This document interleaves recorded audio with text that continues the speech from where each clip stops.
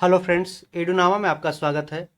हम देख रहे हैं लुसेंट एमसीक्यू सीरीज, जिसमें ऑलरेडी हमने 12 चैप्टर कवर कर लिए हैं, जिसका लिंक है जो प्लेलिस्ट में दे दिया गया है। आप जाकर उन्हें देख लें। शुरुआत करने से पहले यदि आप चैनल पर पहली बार आए हैं तो चैनल को सब्सक्राइब कर लें। और आइए हम शुरुआत करते हैं मराठा राज से, जो 1674 ईस्वी से 1720 ईस्वी तक मराठा राज के बारे में देखते हैं। इससे ज़्यादा क्वेश्चन पूछे गए हैं। वह मराठा राज संघ जो 1720 से 1818 तक रहा था। इससे ढेर सारे एमसीक्यू बनाए गए हैं, उससे हम देखते हैं। बहुत सारे विभिन्न एग्जामों में ये क्वेश्चन पूछे जाते हैं। आगे बढ़ते हैं। पहला क्वेश्चन, मराठों के उत्कर्ष के महत्वपूर्ण कारण क्या थे?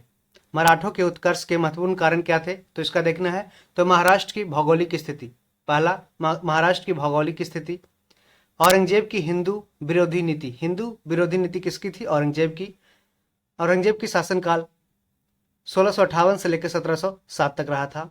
मराठा धर्म सुधारकों का प्रभाव, यह भी सही था। शिवाजी द्वारा दक्षिण के शासकों से आर्थिक व सैन्य सहायता प्राप्त करना। शिवाजी का जुझारू व्यक्तित्व, ठीक है। तो यहाँ पे मराठों के उत्कर्ष से महत्वपूर्ण कारण क्या थे कि महाराष्ट्र की भौगोलिक स्थिति, औरंगजेब की हिंदू विरोधी नीति, मराठा धर्म सुधारकों का प्रभाव और शिवाजी का जुझारू व्यक्तित्व। तो ये स्टेटमेंट गलत है कि शिवाजी द्वारा दक्षिण के शासकों से आर्थिक व सैन्य सहायता प्राप्त करना। तो स्टेटमेंट 1, 2, 3, 5 सही है।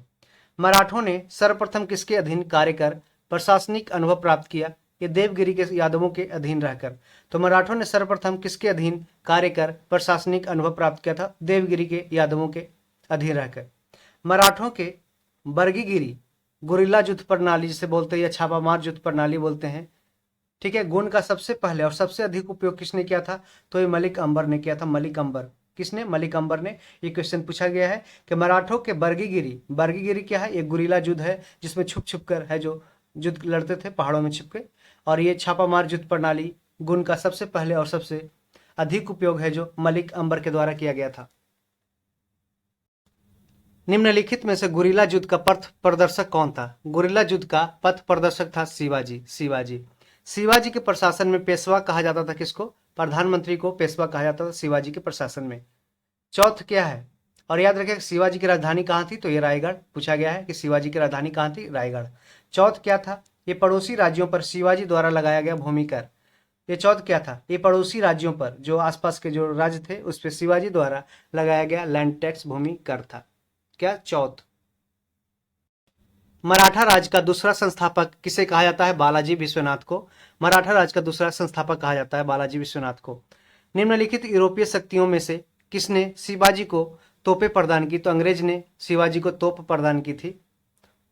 शिवाजी ने मुगलों को किस संधि के द्वारा किलों को हस्तांतरित किया था? ये पुरंदर की संधि के द्वारा शिवाजी ने मुगलों को है जो किलों को मुगलों को है जो पुरंदर की संधि के द्वारा किलों को हस्तांतरित किया था, मैंने फोर्ट को एक दूसरे को ट्रांसफर किया था।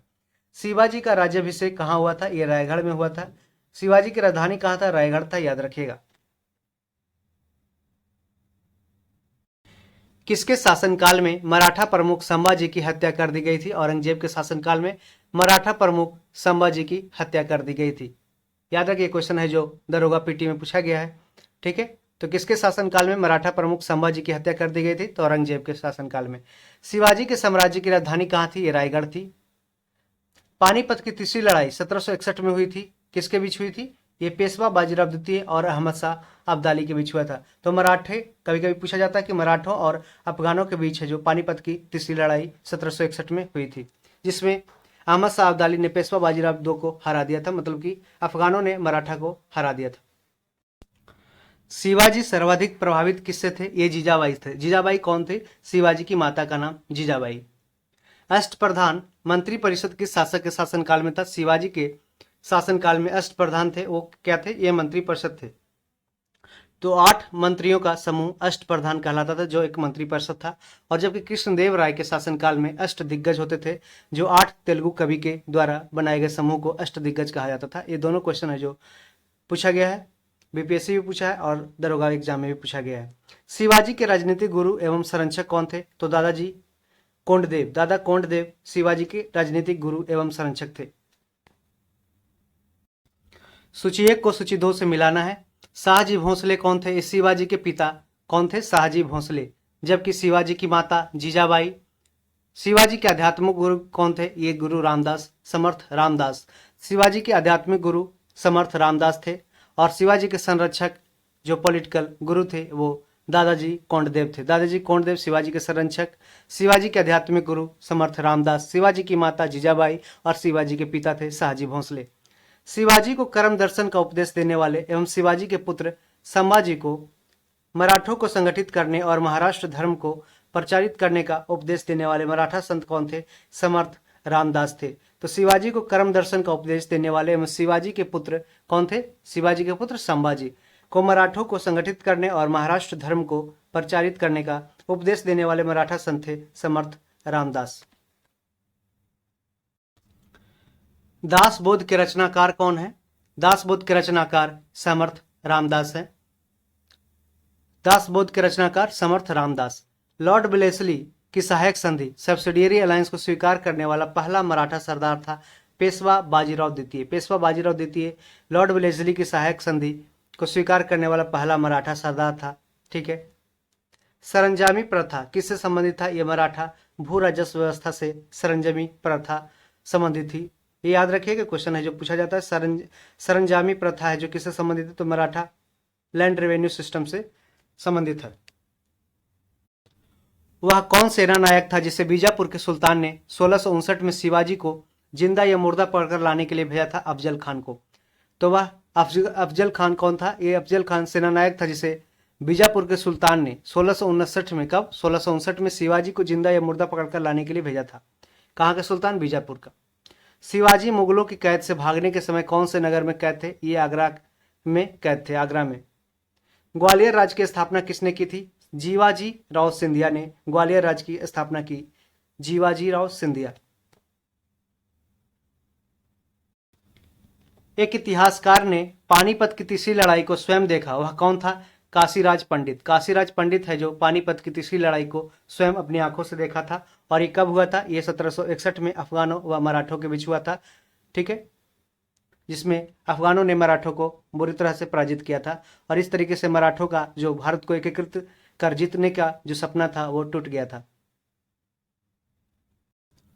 शिवाजी द्वारा दुर्गों पर किए गए अधिकार का सही क्रम क्या है? यहां से देखिए, दोनों क्वेश्चन है जो बीपीएससी, पीटी और दरोगा में पूछे गए। दरोगा के लिए खासकर ये काफी इंपॉर्टेंट क्वेश्चन है कि शिवाजी द्वारा दुर्गों पर किए गए अधिकार का सही क्रम क्या है? तो पहले सिंहगढ़, फिर कोंडाना, तोरन, पुरंदर और रायगढ़।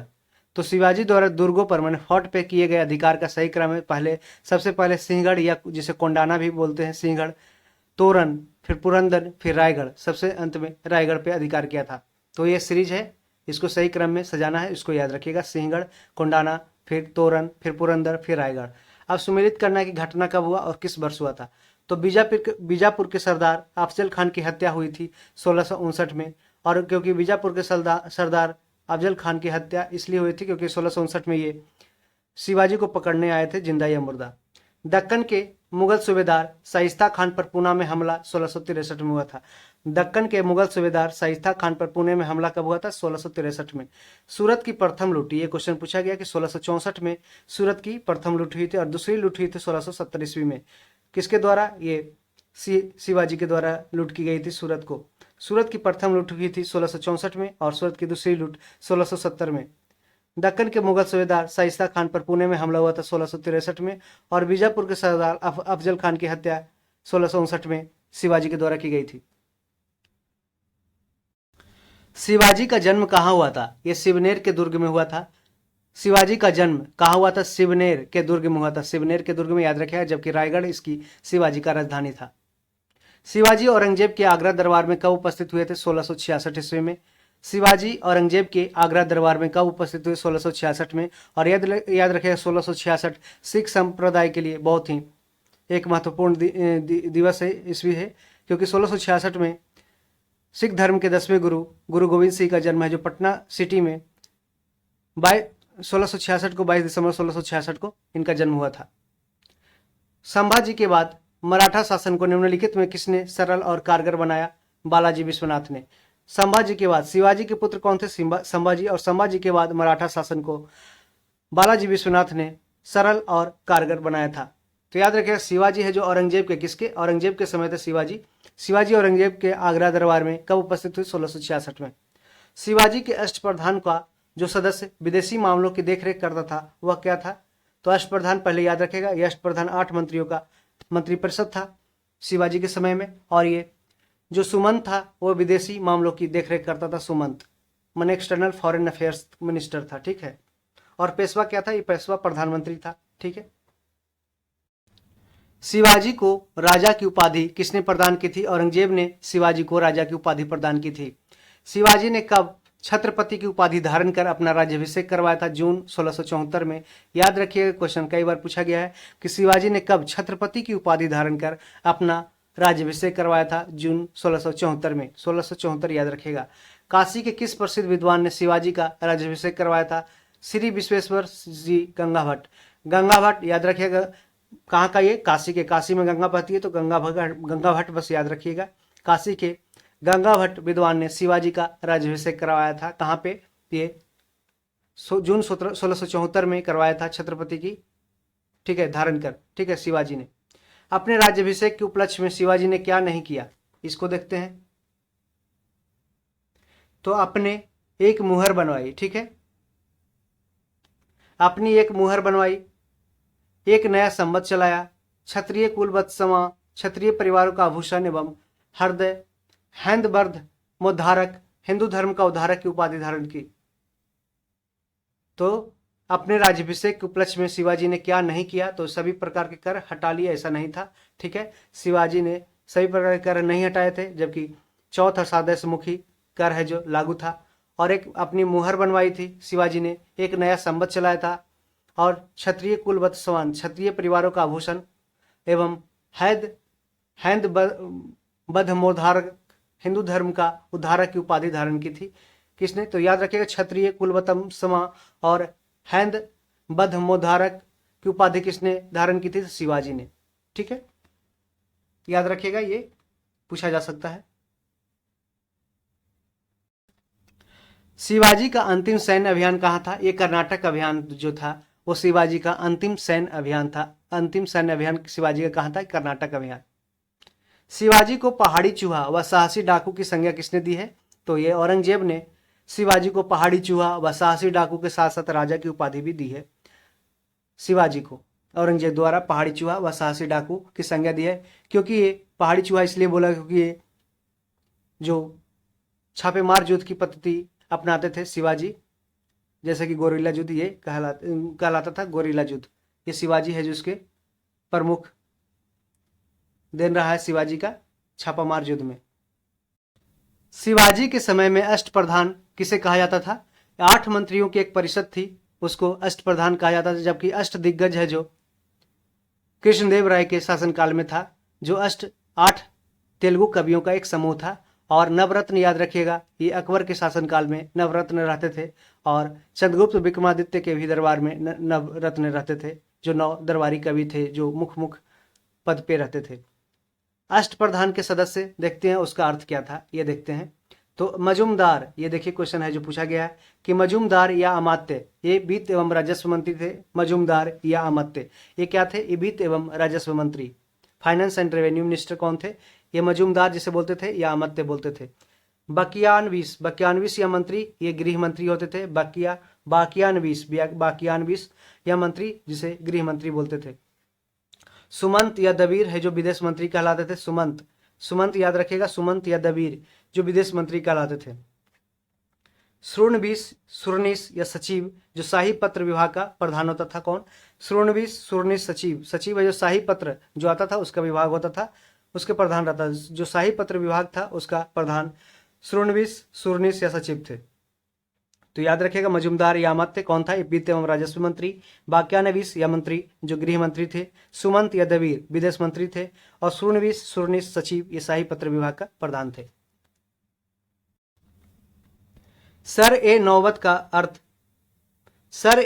अर्थ क्या था, ये सेनापति को सर ए नौबत, शिवाजी मराठा साम्राज्य में सर ए नौबत का अर्थ था सेनापति। शिवाजी की भू राजस्व व्यवस्था लैंड रेवेन्यू सिस्टम के संदर्भ में क्या सत्य पूछा गया है, तो शिवाजी ने रस्सी द्वारा, ठीक है, शिवाजी ने रस्सी के द्वारा माप के स्थान पर काठी एवं मानक छड़ी का प्रयोग का प्रचलन किया था। किसने? शिवाजी ने रस्सी द्वारा माप के स्थान पर काठी एवं मानक छड़ी का प्रयोग का प्रचलन किया था। यह स्टेटमेंट सही है। भू राजस्व मतलब लगान, लैंड रेवेन्यू की दर आरंभ में कुल उपज का 33% थी, मतलब 1/3 था, जो बाद में बढ़ाकर 40% कर दी गई, मतलब 1/3 भाग से ज्यादा कर दी गई।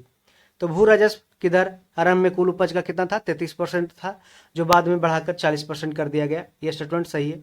शिवाजी ने जमींदारी व जागीरदारी का विरोध करते हुए रैयतवाड़ी व्यवस्था को अपनाया था। तो रैयतवाड़ी व्यवस्था को शिवाजी ने जमींदारी व जागीरदारी का विरोध करते हुए अपनाया था। ये सारे स्टेटमेंट तीनों सही है। चौथ, मुगल क्षेत्रों की भूमि व पड़ोसी राज्यों की आय का चौथा हिस्सा 25% होता था। इस कर को किस वंश के शासकों ने वसूला? मराठा वंश के शासकों ने। चौथ है जो मुगल क्षेत्रों की भूमि एवं, ये पहले तो ये क्वेश्चन याद रखिएगा कि चौथ क्या था। तो चौथ था मुगल क्षेत्रों की भूमि एवं पड़ोसी राज्यों की आय का चौथा हिस्सा, मतलब 25% होता था। इस कर को किस वंश के शासकों ने वसूला? मराठा वंश के शासकों ने इस कर को, चौथ जो कर था उसको वसूला था 25%। अब देखते हैं दूसरा टैक्स, सरदेशमुखी। सरदेशमुखी क्या था? सरदेशमुखी की वसूली शिवाजी इस आधार पर करते थे कि वे महाराष्ट्र के पुश्तैनी सरदेशमुख माने कि प्रधान मुखिया हैं। सरदेशमुखी राजस्व का कितना प्रतिशत होता था? ये 10% होता था। याद रखें, चौथ है जो लगभग 25% होता था और सरदेशमुखी कितना? 10% होता था। तो सरदेशमुखी की वसूली शिवाजी इस आधार पर करते थे कि वे महाराष्ट्र के पुश्तैनी जो होते थे सरदेशमुख माने प्रधान मुखिया हैं। सरदेशमुखी राजस्व का कितना प्रतिशत होता था? 10%। मराठा काल में अस्थायी घुड़सवार सेना एवं अस्थायी घुड़सवार सेना क्या कहलाती थी? तो ये पागा बरगीर, ठीक है, याद रखिएगा। क्या जो अस्थायी घुड़सवार है, अस्थायी घुड़सवार सेना पागा या बरगीर कहलाता था, जबकि सिलहदार है जो अस्थायी घुड़सवार सेना कहलाता था। सिलहदार पूछा गया है, सिलहदार क्या था? तो अस्थायी घुड़सवार सेना और अस्थायी घुड़सवार पागा या बरगीर। मराठा कालीन घुड़सवार सेना में एक हवलदार के अधीन कितने घुड़सवार होते थे? तो ये 25 होते थे। तो मराठा कालीन घुड़सवार सेना में एक हवलदार के अधीन कितने घुड़सवार होते थे? तो 25 घुड़सवार होते थे। मराठा कालीन पैदल सेना में एक नायक के अधीन कितने पायक या पैदल सैनिक होते थे? तो 9 होते थे। तो मराठा कालीन पैदल सेना में एक नायक के अधीन कितने पायक या पैदल चलने वाले सैनिक होते थे? तो 9 होते थे। ये सब कुछ फैक्ट्स है, उसको ध्यान में रखिएगा, क्वेश्चन है जो बनते हैं। शिवाजी ने मजबूत नौसेना का गठन किया था। शिवाजी का सर्वप्रथम नौसैनिक बेड़ा कहाँ स्थापित किया गया था? कोलाबा में। शिवाजी ने मजबूत नौसेना का गठन किया था। शिवाजी का सर्वप्रथम जो सबसे पहला नौसैनिक बेड़ा है जो कहाँ स्थापित हुआ था? तो ये कोलाबा में हुआ था, ठीक है। किसने प्रतिनिधि पद का सृजन किया जो पद क्रम में पेशवा से भी ऊपर था? तो ये राजा राम ने किया था। राजा राम ने प्रतिनिधि पद का सृजन किया जो पद क्रम में पेशवा से भी ऊपर था। शिवाजी के बाद क्रमशः दूसरा छत्रपति एवं दूसरा पेशवा कौन बना था? तो संभाजी बना था। शिवाजी के बाद दूसरा छत्रपति उसका बेटा संभाजी, और दूसरा पेशवा कौन बना था? कवि कलश से दूसरा पेशवा माने दूसरा प्रधानमंत्री बना था, ठीक है। क्वेश्चन नंबर 50 देखते हैं, सुमेलित करना है। ये छत्रपति और शासनकाल उसका रहा। तो संभाजी का शासनकाल कब से कब तक रहा? 1680 से 1689 तक। संभाजी शिवाजी के पुत्र थे जिसका शासनकाल 1680 से 89 तक रहा। राजा राम की जो शासनकाल है 1689 से 1700 तक रहा। तो संभाजी शिवाजी के बाद संभाजी के बाद कौन? राजा राम। और राजा राम के बाद ताराबाई है जो 1700 से 1708 तक शासन की। उसके बाद साहू प्रथम आया 1708 से 49 तक शासन किया। तो संभाजी याद रखिएगा, सीरीज रखिएगा याद। शिवाजी के बाद संभाजी के बाद राजा राम के बाद ताराबाई के बाद साहू प्रथम। किस मराठा शासक के शासनकाल को पेशवाओं के शासनकाल के नाम से जाना जाता है? तो साहू मराठा शासक के शासनकाल को पेशवाओं के शासनकाल के नाम से जाना जाता है। मराठा मंडल या मराठा राज्य संघ, मराठा कन्फेडरेसी की स्थापना किस पेशवा के समय में हुई थी? बालाजी विश्वनाथ के समय। मराठा मंडल या मराठा राज्य संघ, मराठा कन्फेडरेसी की स्थापना है जो बालाजी विश्वनाथ उस समय के पेशवा थे। मुगलों एवं मराठों के बीच हुई 1719 ईस्वी की संधि को रिचर्ड टेम्पल ने मराठा साम्राज्य का मैग्ना कार्टा कहा। यह संधि बालाजी विश्वनाथ एवं सैयद बंधुओं ने किसके नाम पर की? तो मराठा छत्रपति शाहू एवं मुगल बादशाह रफी उद रजात के नाम पे की। रफी उद रजात है जो कुछ समय 1-2 साल के लिए है जो बस मुगल बादशाह बना था। उसके बाद है जो मोहम्मद शाह रंगीला बना था, 1719 से 40 तक रहा था। मुगलों एवं मराठों के बीच 1719 ईस्वी की संधि को रिचर्ड टेम्पल ने, किसने? रिचर्ड टेम्पल, टेम्पल मतलब मंदिर, याद रखिए, टेम्पल ने 1719 में मुगलों एवं मराठों के बीच हुई जो 1719 की संधि को रिचर्ड टेम्पल ने मराठा साम्राज्य का मैग्ना कार्टा कहा है। यह संधि बालाजी विश्वनाथ एवं सैयद बंधुओं ने किसके नाम पर की? तो मराठा छत्रपति शाहू एवं मुगल बादशाह रफी उद दर्जात के नाम से की। और याद रखिएगा सैयद बंधु कौन थे? ये सैयद बंधु थे, ये मुगल बादशाह मेकर, मतलब मुगल बादशाह को राजगद्दी पे बैठाते थे, मतलब किंग मेकर, आजकल उसको नया शब्द दिया गया है किंग मेकर। तो सैयद बंधु किंग मेकर थे, राजा को बनाने वाले। जबकि है जो ये क्या बोलते हैं इसको, मोहम्मद शाह रंगीला है जो 1719 में रफी उद दर्जात के साथ साथ सैयद बंधु का भी खत्म कर दिया मोहम्मद शाह रंगीला ने। मराठा साम्राज्य की सबसे बहादुर महिला कौन थी? ताराबाई है जो मराठा साम्राज्य की सबसे बहादुर महिला थी, जो 1700 से 1708 तक शासन की थी। वह अंतिम छत्रपति कौन था जिसने संपूर्ण अधिकारों का भोग किया और जिसके बाद मराठा छत्रपति नाम के राजा रह गए और धीरे धीरे सारी शक्ति पेशवा के हाथ में चली गई? शाहू प्रथम। वह अंतिम छत्रपति शाहू प्रथम था जिसने संपूर्ण अधिकारों का भोग किया और जिसके बाद मराठा छत्रपति नाम के राजा रह गए और धीरे धीरे सारी शक्ति पेशवा के हाथ में चली गई। पेशवा कौन होते थे? ये प्रधानमंत्री होते थे। यही समय है जब हम विदेशियों मतलब मुगलों को अपने देश से निकालकर अमर कीर्ति का अर्जन कर सकते हैं। कब? यही समय है जब हम विदेशियों मतलब मुगलों को अपने देश से निकालकर अमर कीर्ति का अर्जन कर सकते हैं। यदि हम इस सूख रहे पुराने वृक्ष के तने पर आघात करेंगे तो उसकी शाखाएं अपने आप ही गिर जाएगी। यह किसने कहा था? बाजीराव प्रथम ने कहा था। याद रखिए, बाजीराव प्रथम ने ऐसा कहा था कि यदि हम जो मुगलों के जैसे सूख रहे पुराने वृक्ष मतलब कि मुगलों के पुराने जिससे चले आ रहे हैं उसके तने पर आघात करेंगे तो उसकी शाखाएं अपने आप ही गिर जाएगी। ये बाजीराव प्रथम का कथन है। किसे लड़ाकू पेशवा या हिंदू शक्ति का अवतार कहा जाता? बाजीराव प्रथम को है जो लड़ाकू पेशवा और हिंदू शक्ति का अवतार कहा जाता था। ठीक है, बाजीराव प्रथम। निम्न में से किसने पुर्तगालियों से सॉल्सेट एवं बैसाइन की द्वीपों को छीना था? बाजीराव प्रथम ने। बाजीराव प्रथम ने पुर्तगालियों से सॉल्सेट एवं बैसाइन के द्वीपों को छीना था। याद रखिएगा, किसने छीना था? बाजीराव प्रथम ने। पुर्तगालियों से, किससे? पुर्तगालियों से सॉल्सेट एवं बैसाइन के द्वीपों को छीना था। यह महाराष्ट्र में है दोनों द्वीप। किस पेशवा ने मुगल बादशाह मोहम्मद शाह रंगीला को मराठा शक्ति की एक झलक दिखाने के लिए 1737 ईस्वी में दिल्ली पर आक्रमण किया और मोहम्मद शाह रंगीला को मालवा की सूबेदारी पेशवा के नाम करने के लिए विवश किया? तो यह बाजीराव प्रथम ने। बाजीराव प्रथम ने मुगल बादशाह मोहम्मद शाह रंगीला को, जो 1719 से 1740 तक रहा था, उसको मराठा शक्ति की एक झलक दिखाने के लिए 1737 ईस्वी में दिल्ली पर आक्रमण किया और मोहम्मद शाह रंगीला को मालवा की सूबेदारी पेशवा के नाम करने के लिए विवश किया था बाजीराव प्रथम ने।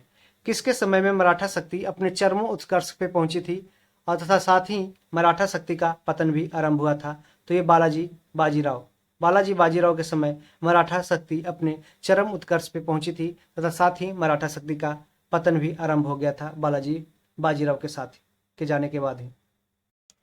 पेशवा बाजीराव एवं छत्रपति राम राजा के बीच हुए संगोला संधि। संगोला की संधि कब हुई थी? 1750 में। किसके बीच? पेशवा बाजीराव एवं छत्रपति राम राजा के साथ। के संबंध में क्या सत्य है? यह संधि पूना सम्मेलन में सभी प्रमुख मराठा सरदारों की उपस्थिति में किया गया था। यह संधि है जो संगोला की संधि 1750 में हुआ था। यह संधि पूना सम्मेलन में सभी प्रमुख मराठा सरदारों की उपस्थिति में पेशवा बाजीराव एवं छत्रपति राम राजा के बीच में हुआ था। छत्रपति राम राजा द्वारा संगोला नामक दस्तावेज पर हस्ताक्षर करने के कारण यह संगोला संधि कहलाया था। केंद्रीय सरकार का पूरा दफ्तर सतारा महाराष्ट्र से पुनः कर दिया गया एवं पेशवा राज का सर्वे सर्वा बन गया। तो पेशवा राज का सर्वे सर्वा बन गया, पेशवा मतलब प्रधानमंत्री। तो सारे स्टेटमेंट सही है। किस मराठा सरदार ने पूर्व में बंगाल, बिहार, उड़ीसा में 1741 से 51 के बीच मराठा शक्ति का प्रसार किया और बंगाल के नवाब अलीवर्दी खान को संधि करने पर विवश किया था? रघुजी भोसले ने। रघुजी भोसले जो मराठा सरदार थे उन्होंने पूर्व में ईस्ट में बंगाल, बिहार, उड़ीसा में 1741 से 1751 के बीच मराठा शक्ति का प्रचार किया और बंगाल के नवाब अलीवर्दी खान को संधि करने पर विवश कर दिया था रघोजी भोसले ने। किस मराठा सरदार ने 1758 से 59 में पंजाब विजय किया था? रघुनाथ राव ने। रघुनाथ राव ने 1758-59 में पंजाब का विजय किया था। तो याद रखिएगा, रघुनाथ राव ने 1758-59 में पंजाब विजय किया था। किसने दिल्ली में मुगल बादशाह की सहायता के लिए रखे गए अपनी सेना का वेतन चुकाने के लिए दिल्ली के दीवाने आम की छत से चांदी निकलवा ली? तो सदाशिवराव भाव ने। सदाशिवराव भाव ने दिल्ली में मुगल बादशाह की सहायता के लिए रखे गए अपनी सेना का वेतन चुकाने के लिए दिल्ली के दीवान ए आम की छत से चांदी निकलवा ली। किसने? सदाशिवराव भाव ने। 2 मोती जल में घुल गए, सोने की 27 मोहरें खोई गई, चांदी और तांबे की जो हानि हुई उसका कोई अनुमान नहीं लगाया जा सकता। यह किससे संबंधित है? पानीपत के तृतीय युद्ध में मराठा सेना के विनाश से। यह अफगानों के हाथों 1761 में पानीपत के तृतीय युद्ध में पराजित हो गया था मराठा सेना। तो 2 मोती जल में घुल गए, सोने की 27 मोहरें खो गई, चांदी और तांबे की जो हानि हुई उसका कोई अनुमान नहीं लगाया जा सकता। यह है जो पानीपत के तृतीय युद्ध में मराठा सेना के विनाश से संबंधित है। पानीपत के तृतीय युद्ध में मारे जाने वाले 2 महत्वपूर्ण सैन्य सरदार कौन थे? विश्वासराव एवं सदाशिवराव भाव, जो पानीपत के तृतीय युद्ध में मारे गए थे। विश्वासराव एवं सदाशिवराव भाव, याद रखिएगा, इंपॉर्टेंट है। किस इतिहासकार ने कहा कि पानीपत का तृतीय युद्ध एक निर्णायक युद्ध था? मराठा सेना की मुकुटमणि वही गिर गई थी और इस युद्ध के बाद मराठों के अखिल भारतीय साम्राज्य के सपना देखना खत्म हो गया। ये जदुनाथ सरकार ने कहा था कि पानीपत का तृतीय युद्ध एक निर्णायक युद्ध था, मराठा सेना की मुकुटमणि वही गिर गई थी और इस युद्ध के बाद मराठों के अखिल भारतीय साम्राज्य के स्वप्न नष्ट हो गए थे। शिवाजी के बाद किसने गुरिल्ला युद्ध का संचालन किया था? बाजीराव प्रथम ने। शिवाजी के बाद है जो गुरिल्ला युद्ध, छापेमारी युद्ध का संचालन किया था, जिसे बर्गीगिरी का भी युद्ध कहलाता था। किस मराठा पेशवा को मैकियावेली कहा जाता था? तो नाना फडणवीस को मैकियावेली कहा जाता था। ठीक है, और एक और मैकियावेली है जो कहा जाता है भारत का मैकियावेली, ये कौटिल्य को, चाणक्य को मैकियावेली कहा जाता था। ठीक है, तो नाना फडणवीस को भी मराठा पेशवा को जो थे उसको मैकियावेली कहा जाता था। निम्न में से किसने पानीपत के तृतीय युद्ध में संगठित मराठा सेना का नेतृत्व किया था? सदाशिवराव भाव ने। और सदाशिव भावराव की मृत्यु हो गई थी तृतीय युद्ध में अफगानों के विरुद्ध। पानीपत के तृतीय युद्ध के परिणामों से पेशवा बाजीराव को गहरा आघात लगा, जिसे उसकी मृत्यु हो गई। बालाजी बाजीराव के बाद बने पेशवाओं को कालक्रमानुसार सजाना है। तो सबसे पहले उसके बाद बालाजी बाजीराव के बाद बने पेशवाओं के कालक्रम है माधवराव आए, फिर नारायण राव, माधवराव, नारायण राव, माधवराव, माधवराव नारायण, फिर बाजीराव द्वितीय। याद रखिएगा, बालाजी बाजीराव के जाने के बाद माधवराव, फिर नारायण राव, फिर माधवराव नारायण, फिर बाजीराव द्वितीय है जो पेशवा बने थे। वर्ष 1771 में दिल्ली की गद्दी पर शाह आलम द्वितीय को पुनर्स्थापित करने वाला मराठा सरदार कौन था? महाजी सिंधिया। महाजी सिंधिया ने 1771 में दिल्ली की गद्दी पर शाह आलम द्वितीय को पुनः स्थापित करने किया था। ठीक है, किसे अंतिम महान पेशवा कहा जाता है?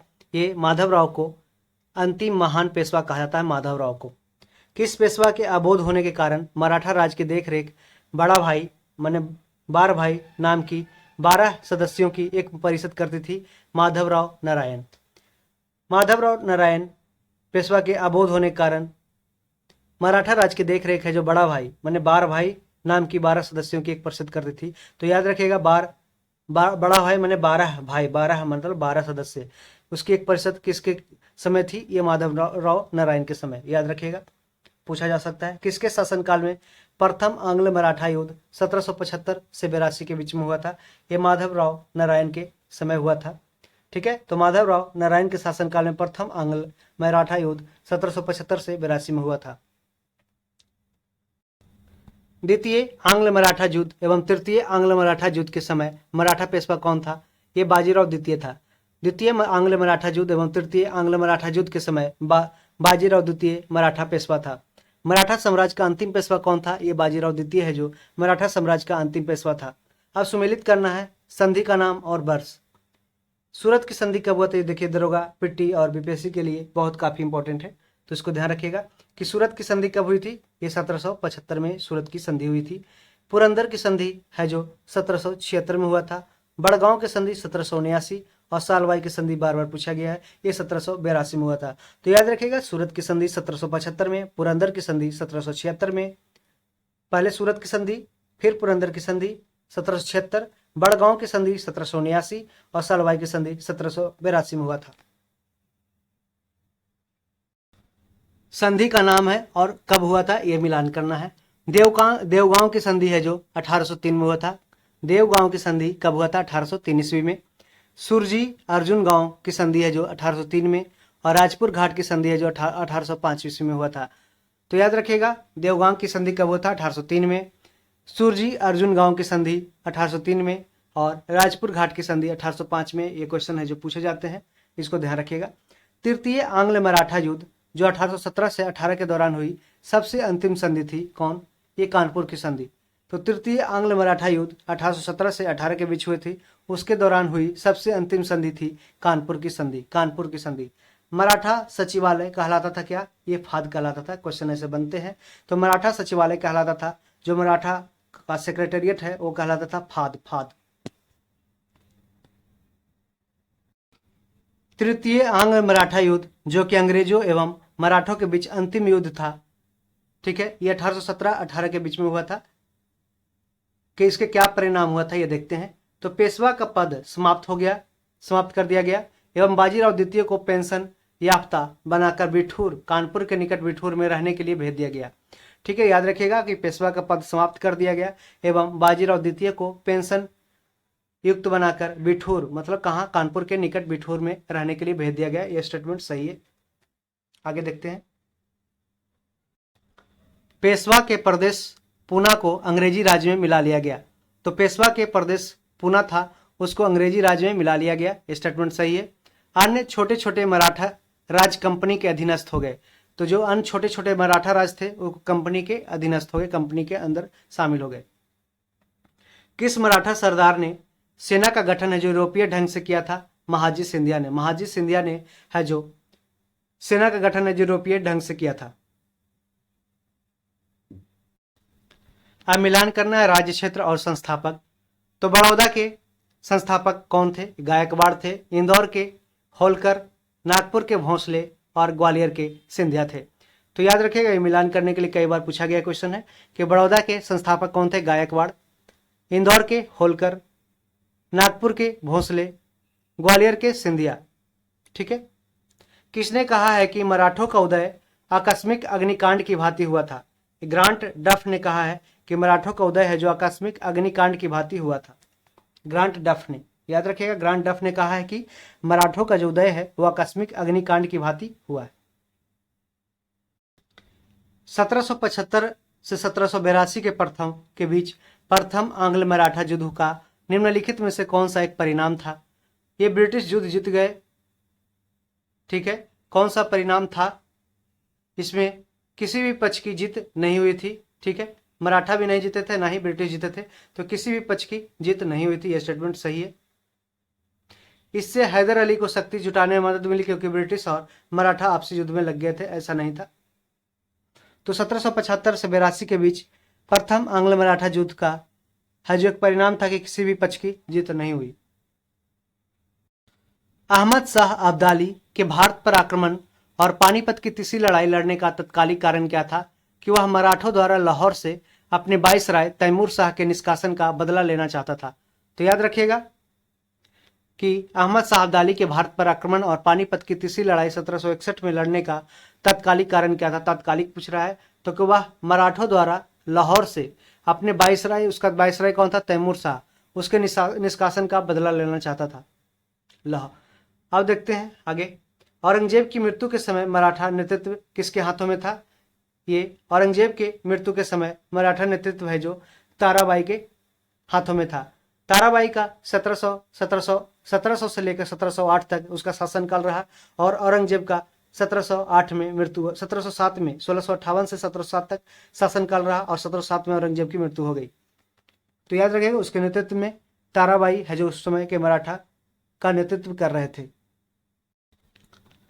शिवाजी, ठीक है, शिवाजी का जन्म कब हुआ था और कब उन्होंने छत्रपति की उपाधि धारण की थी? तो 1627 में शिवाजी का जन्म शिवनेर में हुआ था और उन्होंने छत्रपति की उपाधि है जो 1674 में धारण की थी। 1674 में छत्रपति की उपाधि शिवाजी ने है जो धारण की थी और शिवाजी का जन्म है जो 1627 में शिवनेर में हुआ था। शिवाजी का राजधानी कहाँ था? रायगढ़ था। शिवाजी की मृत्यु के बाद उत्तराधिकारी के लिए किनके बीच लड़ाई हुई? तो ये राजा राम और संभाजी के बीच है जो उत्तराधिकार के लिए लड़ाई हुई, संभाजी के पुत्र राजा राम और संभाजी के बीच, जिसमें संभाजी ने विजय हासिल की और संभाजी आगे उत्तराधिकार जो गद्दी पे उत्तराधिकारी बने। शिवाजी की मृत्यु कब हुई थी? 1680 में हुई थी, 1680 में। और 1680 से 1700 तक संभाजी ने शासनकाल किया। पेशवाशिप को कब समाप्त किया गया था? 1818 में, जो थर्ड एंग्लो मराठा वार 1817-18 में हुआ था। उसके बाद है जो अंग्रेजों द्वारा है जो पेशवाशिप मतलब कि पेशवाई को समाप्त कर दिया गया था। पेशवा कौन सा पद था? ये प्रधानमंत्री का पद था। ठीक है, तो इस तरीके से हमने लुसेंट के ऑब्जेक्टिव सीरीज को मराठा काल तक खत्म कर दिया है। यह वीडियो आपके तैयारी को एक नया रूप देगी और आने वाले एग्जाम में आप है जो सहज महसूस करेंगे। इस टॉपिक से जो क्वेश्चन अगर बनाए जाएंगे तो आप है जो सहजता से आंसर देने में सफल होंगे। तो यदि आपको ये वीडियो काफ़ी अच्छा लगा, फ़ायदेमंद लगा, तो अपने इसे दोस्तों में शेयर कर दें। खुद चैनल पे पहली बार आए हैं तो सब्सक्राइब कर लें, क्योंकि हमारी भी मेहनत लगती है वीडियो बनाने में आपके लिए। धन्यवाद। All the best.